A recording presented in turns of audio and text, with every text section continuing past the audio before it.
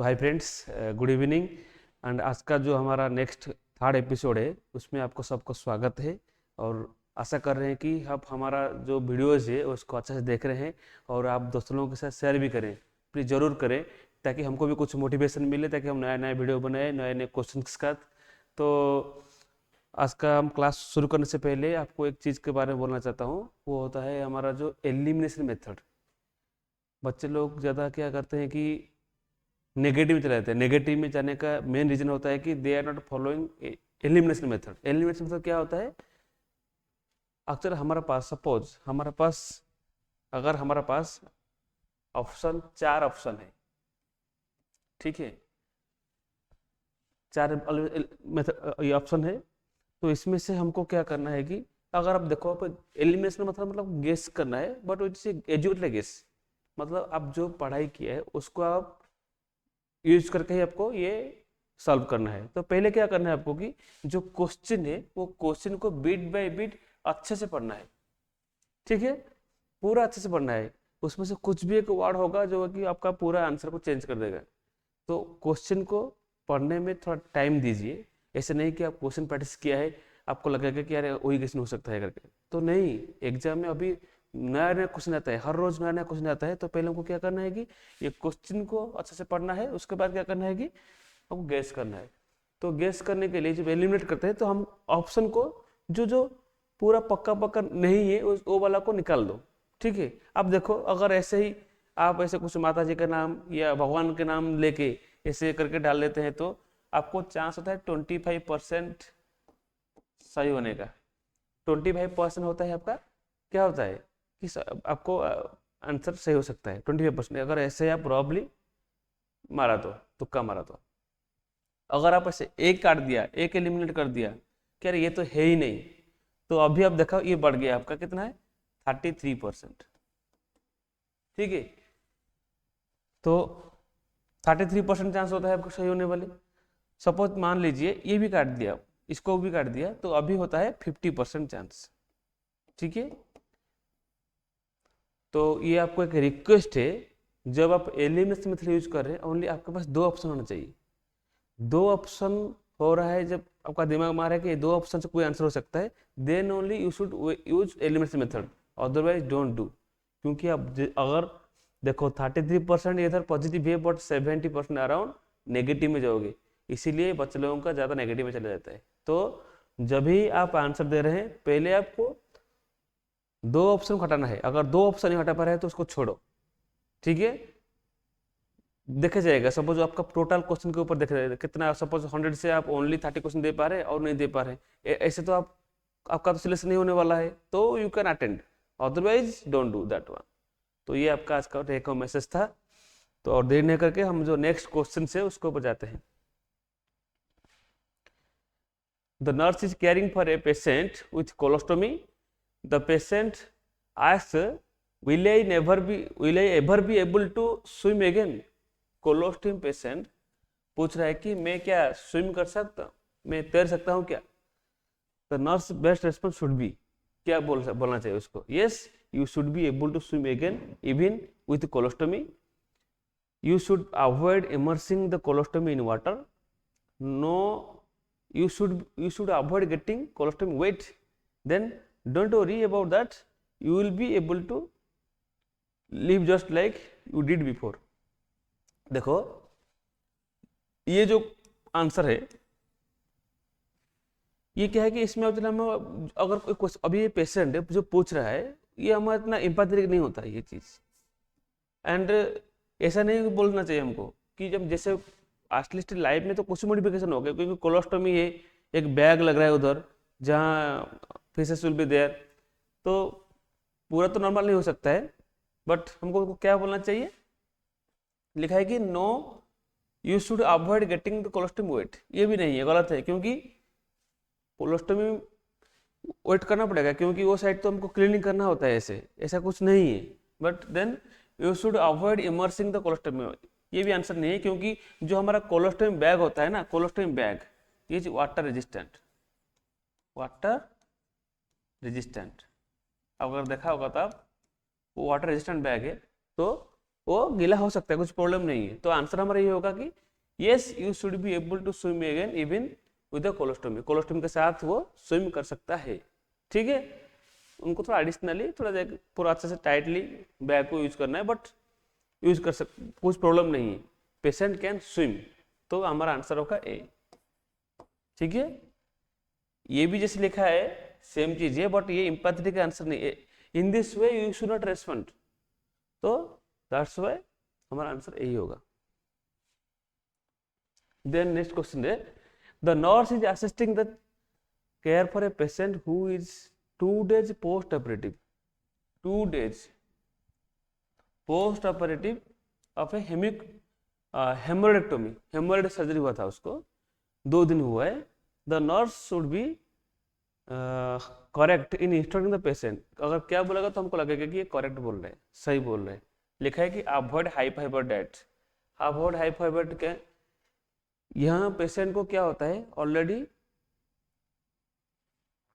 हमको जरूरी है क्योंकि जो पेशेंट्स मेनली उनका कॉन्स्टिपेशन की वजह से ऐसा होता है, तो ये हाई फाइबर देने से उनका कॉन्स्टिपेशन रिड्यूस होगा। तो हमको हाई फाइबर डाइट चाहिए। इधर ये बोल रहा है कि अवॉइड हाई फाइबर डाइट, ये तो रॉन्ग आंसर है, रॉन्ग ऑप्शन है। Then continue to apply ice packs, then take a laxative daily to prevent constipation, वो भी नहीं है। जब आपको एडवाइस किया जाएगा तभी आपको लेना है, ऐसे डेली नहीं लेना है। देन यूज ए सीज bath after each bowel movement, ये करना चाहिए क्योंकि ये करने से हमारा क्या होगा कि थोड़ा सॉफ्ट रहेगा ताकि वो कॉन्स्टिपेशन नहीं होगा। ठीक है, तो और ये जो continue to apply ice pack, ये भी जरूर नहीं है, ये ओनली इमीडिएटली आफ्टर सर्जरी जरूर हो सकता है, अदरवाइज जरूर नहीं है। ठीक है, तो सीज बात के ऊपर हमको आंसर देना चाहिए, तो आंसर हमारा होता है डी। ठीक है, क्वेश्चन तो बहुत इजी था। The nurse is caring for a client with recent laparoscopic, क्या लिखा है कि रिसेंटली उसका लैप्रोस्कोपिक हेमिकोलेक्टमी हुआ है। हेमिकोलेक्टमी मतलब हमारा कुछ portions of the colon has been removed और लैप्रोस्कोपी लिया है। Then which finding should be reported to the physician, इनमें से हमारा कौन सा अबनॉर्मल फाइंडिंग है पोस्ट ऑफ लैप्रोस्कोपी सर्जरी?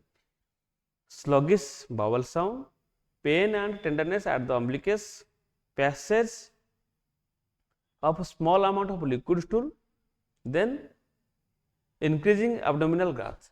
देखो ये जो चीज होता है ये नॉर्मल फाइंडिंग है immediately after post of surgery. ठीक है, तो कैरिंग रिसेंट लिखा है ना, रिसेंट इमीडिएटली, तो रिसेंटली हुआ है मतलब यहाँ तो बाउल साउंड थोड़ा डिमिनिश्ड होगा, ये तो नॉर्मल फाइंडिंग है। Pain and tenderness at the umbilicus, ये भी होगा क्योंकि वही अम्बिलिकस का अराउंड ही हमारा पोर्ट इंसेशन हुआ होगा, किसका, लापारोस्कोप का, तो ये भी नॉर्मल है। Then passage of the small amount of liquid stool, ये तो डेफिनेटली होगा, हेमिकोलेक्टोमी में ही हमारा जो ऐसा ही हमको अभी लिक्विड लाइट में रहेगा ना पेशेंट, तो लिक्विड स्टूल ही होगा, तो ये हमारा तो एक्सपेक्टेड है। तो हमारा आंसर क्या होगा, ये this will be the answer D, ये इमरजेंसी है, इसको हमको रिपोर्ट करना पड़ेगा क्योंकि इसमें से क्या हो सकता है कि हमारा इलियस हो सकता है, इंटरसेप्शन या इलियस हो सकता है, ताकि हमारा कुछ एब्डोमिनल, हमारा जो इंटेस्टिनल ऑब्स्ट्रक्शन होके हमारा एब्डोमिनल गार्थ इंक्रीज हो रहा है, ये बहुत इमरजेंसी है। ऐसा हो सकता है कि स्टूल पास नहीं कर रहा है या गैस ज़्यादा रह गया है, तो ये कम्प्लीटली एक इमरजेंसी सिचुएशन है, तो इसको हमको डॉक्टर रिपोर्ट करना चाहिए। These are the normal finding, expected findings immediately और in the post of surgeries, तो हमारा आंसर होगा D. A client newly diagnosed with diabetes, देखो न्यूली डायग्नोस्ड, ठीक है, ये आपको ध्यान देना चाहिए। क्वेश्चन को मैं बोल रहा हूँ ना, अच्छे से पढ़ना करें, पूरा अच्छे से पढ़ना है। अगर ऐसे ही पढ़ लेंगे कि हाँ क्लाइंट विथ डायबिटीज, अगर न्यूली को छोड़ दिया तो गया। Then which nursing diagnosis is priority at this time, तो इसमें से हमको कौन सा, चलिए देखेंगे तो इसमें से जो जो लिखा है वो सब कुछ नर्सिंग डायग्नोसिस है, all are the nursing diagnosis, like fluid development deficit, anxiety, deficient knowledge, activity intolerance, ये all are the nursing diagnosis for this diabetes patient, but for the newly diagnosed patient which will be our priority nursing diagnosis, that will be our deficient knowledge, क्योंकि जो patient suppose diabetes है उसको insulin के oral hypoglycaemic agent जब दे रहे हैं उसको अच्छा से उनको टीच करना, एजुकेट करना उसके बारे में, उसका साइड इफेक्ट्स के बारे में और उसका जो कॉम्प्लिकेशन के बारे में, ये बहुत जरूरी होता है। और दूसरा देख लो आप, जस्ट डिसाइड फ्लूइड वॉल्यूम उतना भी जो न्यू डायग्नोस्टिक है उतना भी उसमें अर्जेंट नहीं होगा क्योंकि उसका कुछ कॉम्प्लिकेशन नहीं लिखा हुआ है। देन एंजाइटी तो रहेगा ऐसे। देन एक्टिविटी इंटॉलरेंस, ये तो रहेगा, कुछ प्रॉब्लम नहीं, बट ये सबसे डेंजरस होता है क्योंकि ओरल आपको पता होगा 5H and 5T, 5H and 5T क्या होता है ये? 5H जो हमारा हाइपोग्लाइसेमिया देखा होगा, hypoglycaemia, hypotension, hypokalaemia, these are सब हमारे reason of our cardiac arrest. ये हाइपोग्लाइसेमिया होने से क्या होता है, कार्डियक अरेस्ट का चांस होता है। तो इसलिए वो मोस्ट इंपोर्टेंट नर्सिंग डायग्नोसिस और prognostic diagnosis to teach the patient about the oral anti hypoglycaemic agents, sorry oral hypoglycaemic agents. Okay, तो आंसर हमारा होगा सी। Which action by the home health nurse indicates a knowledge of need of an elderly client? एक elderly client के लिए knowledge उसको ठीक है, सही नॉलेज है, तो कौन सा होगा बताइए? Teaching regarding availability and services offered by hospice care. Hospice care मतलब क्या होता है? हॉस्पिस केयर मतलब एंड ऑफ लाइफ केयर। जो पेशेंट को अभी जो वेट कर रहे हैं इनको क्या है, मतलब they are waiting for a peaceful death, तो उनको बोलते हैं हॉस्पिस। तो इधर तो एल्डरली के लिए तो हमको हॉस्पिस का नाम ऐसे नहीं बोलना चाहिए। अगर कोई टर्मिनल इल है then only should think that we may plan for hospice. So ये तो नहीं होगा, दिस ऑप्शन इज रॉन्ग।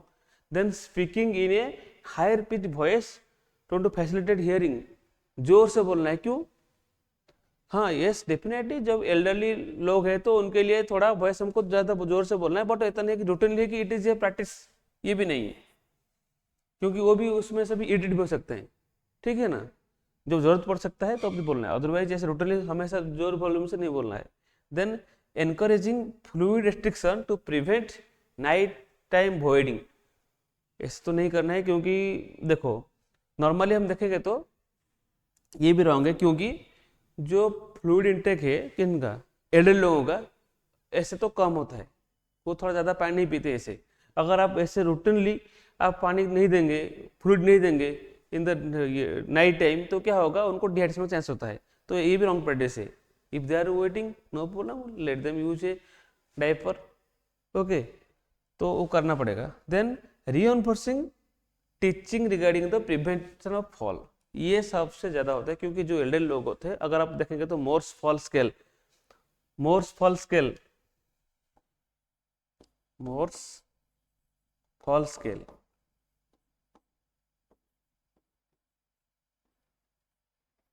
इसमें से ये जो एल्डरली क्लाइंट होते हैं ना, वो हाई रिस्क होते हैं।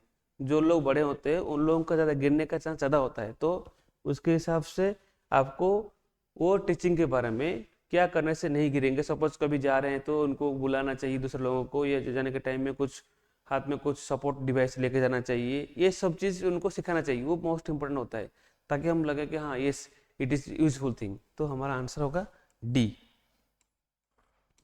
ठीक है।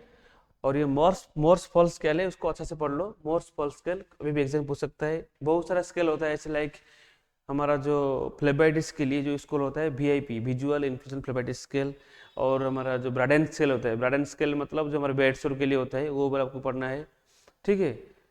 और ये भी Morse fall scale important thing है, स्पेशली फॉल के लिए, कौन सा पेशेंट का ज़्यादा गिरने का चांस होता है, वो होता है मोर्स फॉल स्केल, ठीक है। Then the nurse asks a patient about current medications. Which one of the patient's medication is most likely to cause abdominal pain? इनमें से कौन से मेडिसिन में abdominal pain होने का ज़्यादा चांस होता है? देखो ये हाइड्रोकोडोन इज ए सेमी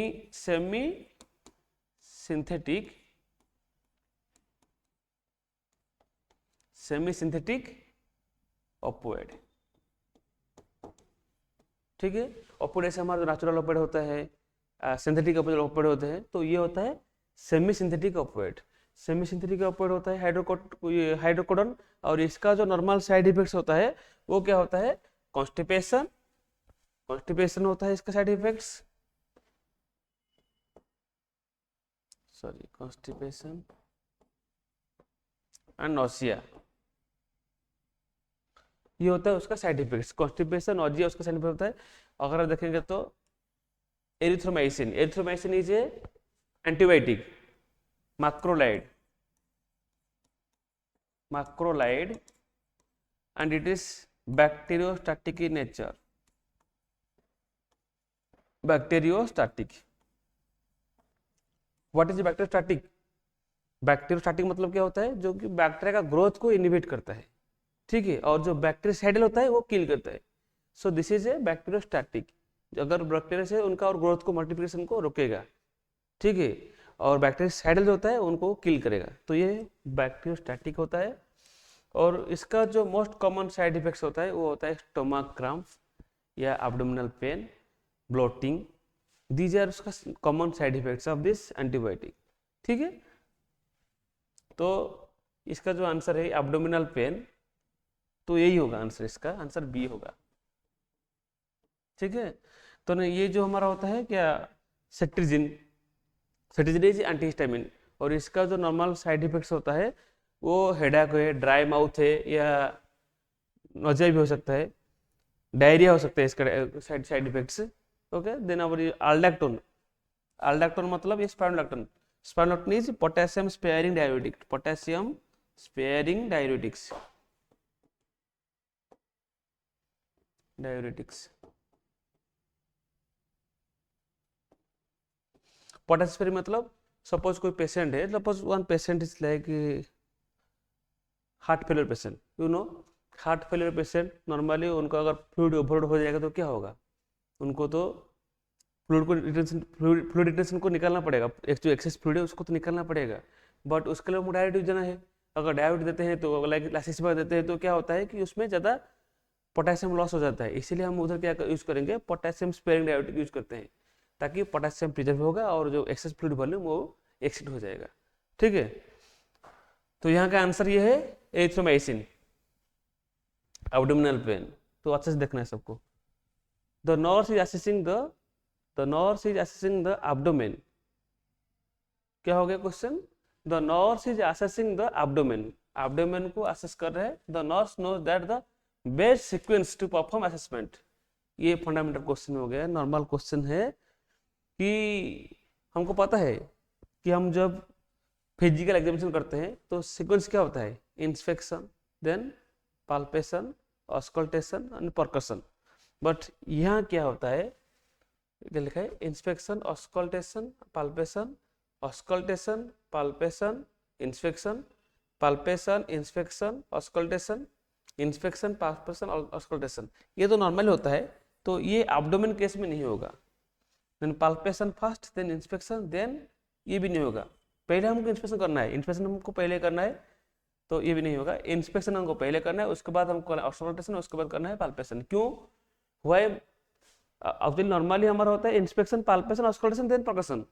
इधर क्यों चाहिए कि स्पेशली जब हम एब्डोमिनल एग्जामिनेशन कर रहे हैं, अगर पहले हम पाल्पेट कर देंगे उसके बाद हम ऑस्कल्टेट कर रहे हैं, तो क्या होगा कि हमारा जो बावल मूवमेंट है दैट विल बी अल्टर्ड, ठीक है।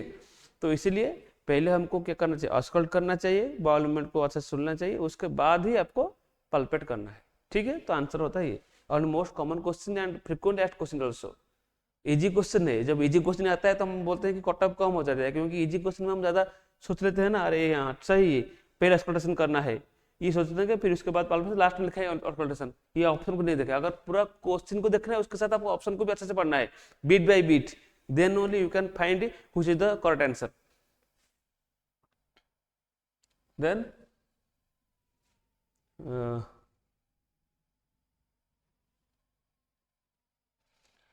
the nurse is caring for the client who has been in coma for 2 months, patient ने कोमा में है, in coma for 2 months, he has signed a donor card, donor card sign किया है, but the wife is opposing the idea of organ donation, organ donation के लिए वो wife उसका oppose कर रहा है, how should the nurse handle the topic of organ donation with the wife, वो कैसे वाइफ को समझाएगा कि यार तुम्हारा जो पतिदेव ऑर्गन डोनेशन के लिए लिख के गए हैं, अभी तो उनका ब्रेन डेथ हो गया या कोमा में चले गए हैं, तो उनका हम चाहते हैं करने के लिए। तो ये सब जब आता है सवाल, वो सिस्टम कैसे हैंडल करें, तो इसके ऊपर क्वेश्चन है। तो tell the wife that the hospital will honour her wish regarding the organ donation but contact the organ retrieval staff.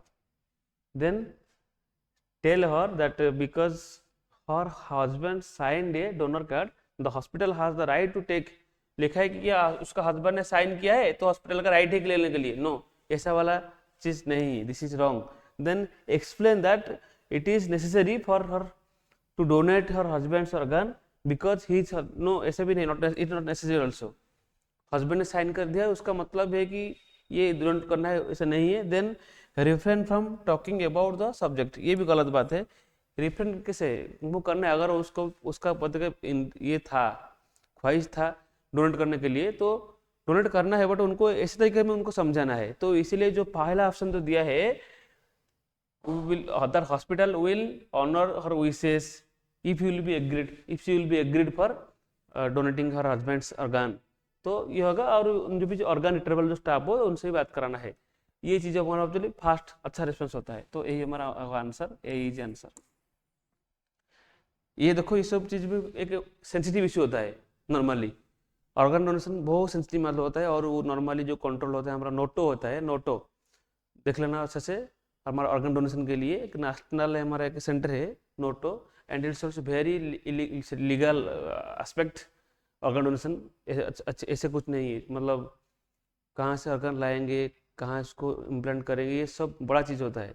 इसके ऊपर हम कोई वीडियो बनाएंगे, तो आप उसको देखना, how the organ donation is being done, उसमें लीगल एस्पेक्ट्स क्या होता है, उसके ऊपर वीडियो बनाएंगे। The client with cancer refuses to care for herself, patient ने खुद मना कर रहा है कि मैं मेरा केयर नहीं लूंगा, ठीक है, refuses to care herself, which action by the nurse would be best? Nurse को कैसे, क्या नर्सिंग स्टाफ को क्या बोलना पड़ेगा, उधर क्या करना पड़ेगा उसको समझाने के लिए? Alternate nurse caring for the alternate nurses caring for the client so that the staff will not be tired of caring this blessed client. So बहुत जैसे कि पेशेंट को नर्सेस को चेंज कर दो, नहीं, नर्सेस को चेंज करने से क्या होगा कि उनका बीच में एक पेशेंट नर्स का जो रिलेशन आ जाता है, वो ये बॉन्डिंग ना टूट जाएगा। तो वो ज़्यादा जो सिंपैथेटिक होते हैं, इम्पैथेटिक होते हैं नर्सेस, वो नहीं होंगे। तो ये चीज़ नहीं अल्टर नहीं करना है। Talk to the client and explain the need for her self care, उनको पूछने से भी ठीक है, बट प्रॉब्लम क्या है एक्चुअली, क्यों वो मना कर रहे हैं, वो हमको पता करना चाहिए। तो इसलिए ये आंसर नहीं होगा। Explore the reasons for the lack of motivation seen in the client, patient ने एक्चुअली उसका मोटिवेशन क्यों कम हो गया है, उसका रीजन से उसको हम फाइंड आउट करना है, वो हमारा जॉब होना चाहिए। तो this will be the answer. Talk to the physician about the client, doctor लग के क्या कर लेगा, डॉक्टर को डिफरेंट में बताएंगे। पहले आपका लेवल में देखो कि उसका वो actually why now patient is not motivated, specially जो कैंसर पेशेंट्स है उन लोगों को स्ट्रेस आ जाता है कि इतना देर लॉन्ग ड्यूरेशन आगे ट्रीटमेंट हो गया, सपोज अभी एनीमिया हो गया है ना, बार बार एनीमिया होता है, तो ज़्यादा बार बार उनको ब्लड की जरूरत पड़ता है। वो खुद सोचते हैं कि नहीं हम क्यों रह के क्या फ़ायदा होगा, ये सब चीज़ they are suppose sometimes they are becoming depressed. तो इसीलिए हमको देखना चाहिए कि पेशेंट ने क्यों, व्हाई पेशेंट इज डिमोटिवेटेड, वो उसका रीजन को हमको एक्सप्लोर करना चाहिए, वो हमारा आंसर होना चाहिए। तो हमारा आंसर होगा भी होगा C. The charge nurse is making assignment for the day, nursing incharge जो क्या कर रहे हैं, असाइनमेंट ले रहे हैं। आफ्टर एक्सेप्टिंग, सपोज जो after accepting the assignment of care of a client with leukaemia, the nurse tell the charge nurse okay that her child has chicken pox. यह है कि पेशेंट का हैंड ओवर ले लिया है, हैंड ओवर लेने के बाद आके इंचार्ज मैडम को बोल रहे हैं कि मैडम मेरा बच्चा को ना चिकन पॉक्स हुआ है। लिखा है कि हर चाइल्ड मतलब उसका खुद का, नर्सेस का खुद का बच्चे को चिकन पॉक्स हुआ है, तो वो चाहता है आके आके बात कर रहे हैं। तो हमारा अभी which initial action should the charge nurse take, तो जो इंचार्ज नर्स है वो क्या पूछेंगे उनको, चेंज द नर्सेस असाइनमेंट, वो क्या लेना चाहिए action, change the nurse's assignment to another client, explain the nurse that there is no risk to the client. Then ask the nurse if the chickenpox have crusted. Then ask the nurse if she has ever had the chickenpox. देखो अभी ये आ जाता है कि definitely ये जो दो चीज़ें ये रॉन्ग है, ठीक है. डेफिनेटली chickenpox है, chickenpox is a airborne disease and especially caused by varicella zoster. So ये तो चीज़ कंप्लीटली रॉन्ग होता है, हम एलिमिनेट कर दिया इसको. अभी हम देखेंगे ये दो में से कौन सा हमारा आंसर होगा. ये सी एंड डी में हम कंफ्यूज है. यहाँ देखो कि ask the nurse if the chicken pox have crusted, और ये होता है कि ask the nurse if she has ever had chicken pox. ये हमको पहले पूछना चाहिए. अगर जो पहले से सपोज जिसको चिकन पॉक्स हुआ है या चिकन पॉक्स में जो वैक्सीन लिया है उन लोगों को लाइफ लॉन्ग इम्यूनिटी आ जाता है, तो इसीलिए हम क्या करना चाहिए कि पहले पूछना चाहिए कि तुम चिकन पॉक्स का वैक्सीन लिया है या तुमको कभी हुआ है कि नहीं हुआ है. अगर वो बोल रहा है कि हाँ मुझे चिकन पॉक्स हुआ था लाइफ टाइम में कभी हुआ है, then you will never be carrier, you can never spread the infection. तो हमारा पहला सवाल ये होना चाहिए, ठीक है. दोस्तों इस द आंसर इज डी. ये क्यों आंसर नहीं है? क्योंकि समटाइम्स हमको पता है कि जो पीरियड है लाइक जब से हमको रैश आता है चिकन पॉक्स में, जब रैश आता है पहला जब रैश आता है उससे 2 days बिफोर, एंड जब क्रस्ट हो जाता है वो भी क्रस्ट तक भी हमारा अराउंड वो भी और 5 days, ये होता है हमारा इन्फेक्टिविटी पीरियड. तो ये टाइम में वो क्या कर सकता है, स्प्रेड कर सकता है. तो इसलिए हमको पहले सवाल पूछना चाहिए कि have you been ever infected with chicken pox or not, ये पूछना चाहिए. तो ये हमारा आंसर होगा. The nurse is carrying for a client with mastectomy. Mastectomy मतलब हमारा ब्रेस्ट सर्जरी हुआ है ना, breast surgery. So which action should be contraindicated. इनमें से पोस्ट मास्टेक्टोमी पेशेंट में कौन सा चीज not accepted? Taking the blood pressure on the side of the mastectomy, elevating the arm on the side of the mastectomy, ये तो नहीं. Which is contraindicated, ये तो कर सकते हैं हम. Then positioning the client on the unaffected side, ये भी हम कर सकते हैं. Performing a finger stick on the unaffected side, ये तो हम कर सकते हैं. जो वाला साइड में फिंगर स्टिक, सब स्पेशली जो लोगों को मास्टेक्टोमी हुआ है उन लोगों को जो लिम्फाडेमा होने का चांस होता है, इसलिए वो हैंड में जो साइड में हुआ है, सपोज लेफ्ट साइड में हुआ है तो लेफ्ट साइड में हमको बीपी का यूज नहीं करना चाहिए. कोई वेनिपंक्चर लाइक कोई वेन पंप वगैरह नहीं लगाना है, या कोई फिंगर स्टिक वगैरह कुछ भी उधर ऊन वगैरह नहीं करना है, ठीक है. तो इसलिए हमारा जो ये answer, this is our answer, this is contraindicated. Taking the blood pressure on the side मतलब affected side of the mastectomy, तो ये नहीं करना है. तो यही हमारा कॉन्ट्राइंडिकेटेड है. तो आंसर हमारा होगा ये A. The client has an order of Garamycin. Garamycin मतलब जेंटामाइसिन, ठीक है, to be administered. Which lab test should be done before beginning this medication. आपको पेशेंट को एडवाइस हुआ gentamicin. Gentamicin is antibiotic, specially जो amino acid gentamicin, these are beta lactam antibiotics. So normally these are nephrotoxic. क्या होता है ये? Nephrotoxic.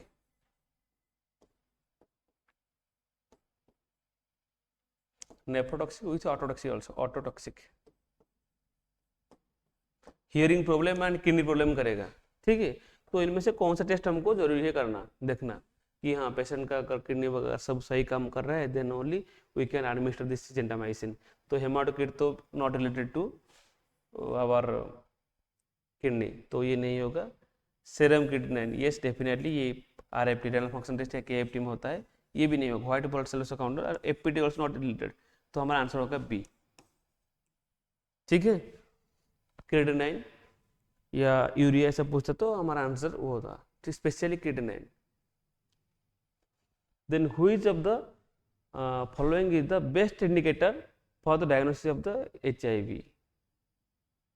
इनमें से कौन सा वाला अच्छा सबसे बेस्ट होता है फॉर एचआईवी? ये सबसे इम्पोर्टेंट क्वेश्चन होता है, इसको आप लिख के रखो. अभी ये बार बार सवाल पूछता है ऐसे कि which is the best method, which is the best test for diagnosing HIV.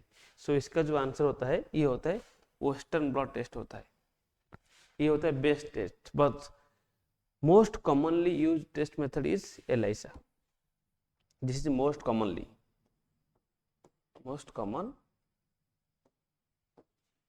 but this is the best method.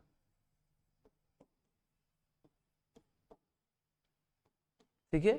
Even if after ELISA also हमको वेस्टर्न ब्लॉट टेस्ट करते हैं, उसमें से HIV 1 और 2 पता चलता है. ठीक है ना.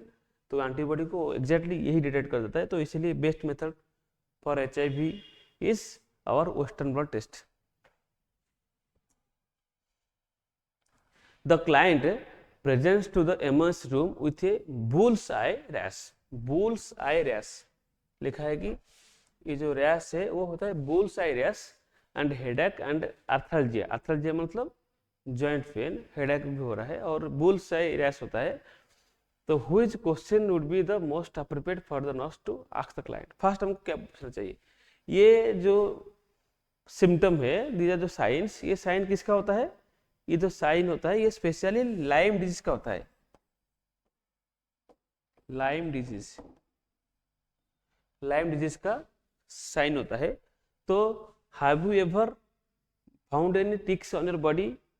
Have you ever had an diarrhea in the last 24 hours?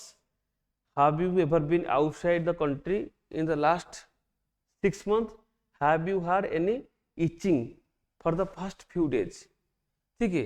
तो ये जो चीज होता है, these are all our irrelevant questions. ठीक है, not related to Lyme disease. and specially Lyme disease कोई टिक बाइट्स होता है. स्पेशली जो टिक्स में दिखाता हूँ, बोला ना जो बुल्स आई ये होता है, ऐसा वाला हमारा होगा रैश. ये क्लासिकल राइट, देखो ये होगा. और इसमें फेशियल पाल्सी भी हो सकता है, बट ये भी जो आर्थ्राल्जिया, जॉइंट पेन वगैरह, जॉइंट स्वेलिंग वगैरह हो सकता है. स्पेशली जो बोरेलिया बर्जरफेरी बैक्टीरिया, ये बैक्टीरिया उसका कॉजेटिव ऑर्गेनिज्म है, but the carrier is our this tick. ये स्पेशली ये वाला सपोज डियर के पास, ये टिक के पास आ जाएगा तो फिर इधर से फिर आके ह्यूमन को इन्फेक्ट करता है ये टिक. ठीक है. तो याद रख लिया आप, टिक बाइट में ही लाइम डिजीज होता है. तो जब ये लाइम डिजीज का जब पेशेंट आता है तो हमको पूछना चाहिए, ऐसा वाला सिम्टम्स देखा तो साइन देखा तो पूछना चाहिए कि कोई टिक बाइट किया कि नहीं किया है. अगर किया तो हम श्योर हो जाएंगे कि इसको लाइम डिजीज है करके. ठीक है. This is zoonosis. Then the client has an order for ferrous sulphate, एक ब्रांड नेम है. तो ये फेरस सल्फेट मतलब iron. To promote absorption the nurse should administer the medication with what. Specially ये मील लिखा है, a meal orange and undiluted. Undiluted तो कभी नहीं करना है, ये तो कम्प्लीटली रॉन्ग है. मील के एंड ये मील्स नॉर्मली ये भी रॉन्ग है, क्योंकि स्पेशली हमको जब एडमिनिस्टर कर रहे हैं क्या फेरस सल्फेट या आयरन देते हैं, तो हमको क्या करना चाहिए कि आस्कॉर्बिक एसिड वाला, ascorbic acid riched, ascorbic acid that means vitamin C rich food के साथ देना चाहिए.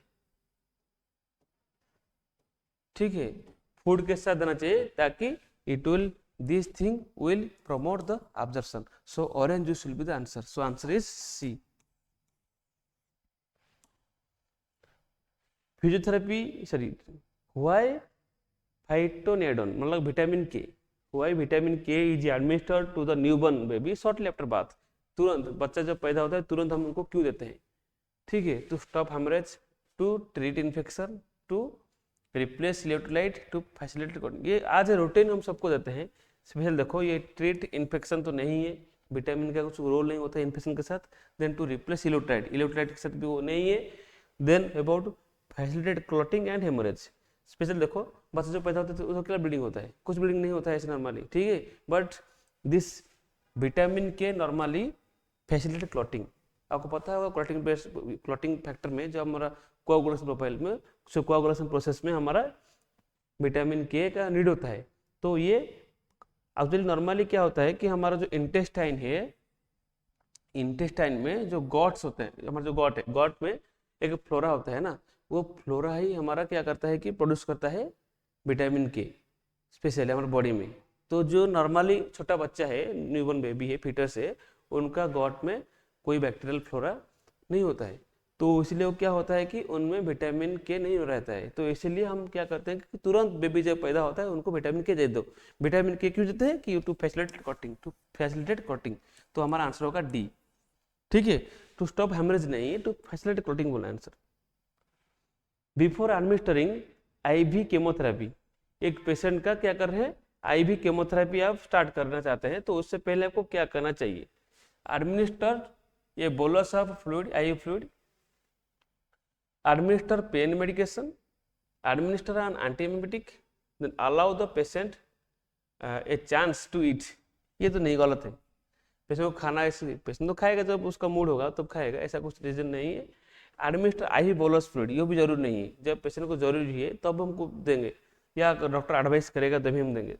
देन एडमिनिस्टर पेन मेडिकेशन, ये भी हम जब पेन कंप्लेन करेगा तब भी हम देंगे पेन मेडिकेशन। ऐसा नहीं कि we will be give routinely pain medication before chemotherapy, chemotherapy से तो उसका रिलेशन ही नहीं कुछ अभी। यह है कि एडमिनिस्टर एंटीएमेटिक, क्योंकि आज मोस्ट ऑफ द पेशेंट्स जब भी हम केमो स्टार्ट करते हैं, केमो से हमको क्या है कि वोमिटिंग होने का चांस होता है नॉर्मली।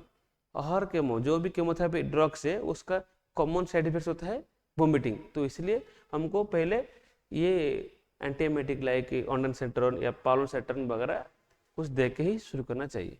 तो हमारा ये आंसर होगा सी।